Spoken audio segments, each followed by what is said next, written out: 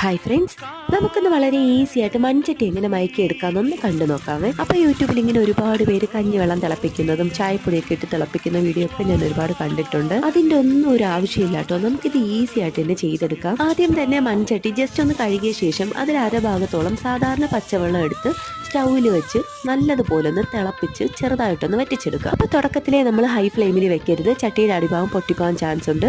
അതുകൊണ്ട് നമ്മൾ മീഡിയം ഫ്ലെയിമിൽ വെച്ച് വേണം വെള്ളം തിളപ്പിക്കാനായിട്ട്. അങ്ങനെ വെള്ളം നല്ലതുപോലെ ഒന്ന് തിളച്ച് ചെറുതായെന്ന് വറ്റിയ ശേഷം ഫ്ലെയിം ഓഫ് ചെയ്ത് അത് അടച്ചു വെച്ച് പിറ്റേന്ന് രാവിലെ എടുത്ത് നല്ലതുപോലെ ഒന്ന് സോപ്പിട്ട് കഴുകി എടുത്തു കഴിഞ്ഞാൽ നമ്മുടെ ചട്ടി മേക്കൽ പരിപാടി കഴിഞ്ഞിട്ടുണ്ട്. കണ്ടില്ലേ എത്ര ഈസിയാണെന്ന് നോക്കി ഇങ്ങനെ ചെയ്തെടുക്കാനായിട്ട്.